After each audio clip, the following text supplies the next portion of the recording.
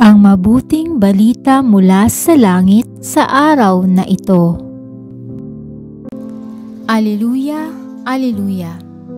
Kayo'y di ko inulila, babalik akong talaga, magdudulot ng ligaya. Alleluia, Alleluia. Ang mabuting balita ng Panginoon ayon kay San Juan.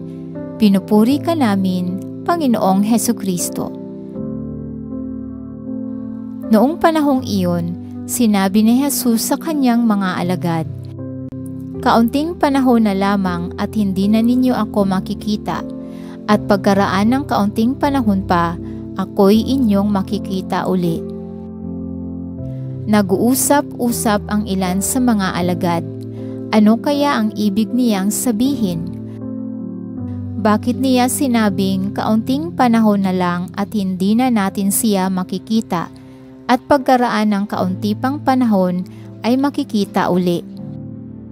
Sabi pa niya'y, "Sapagkat ako'y paroroon sa Ama." Ano kaya ang ibig sabihin ng kaunting panahon na lamang? Hindi natin maunawaan. Naramdaman ni Jesus na ibig nilang magtanong, kaya't sinabi niya, "Nagtatanungan kayo tungkol sa sinabi kong kaunting panahon na lamang at hindi ninyo ako makikita, at pagkaraan ng kaunting panahon, ako'y inyong makikita uli.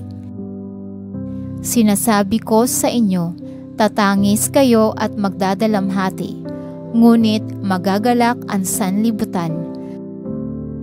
Matitigib kayo ng kalungkutan, subalit ito'y magiging kagalakan."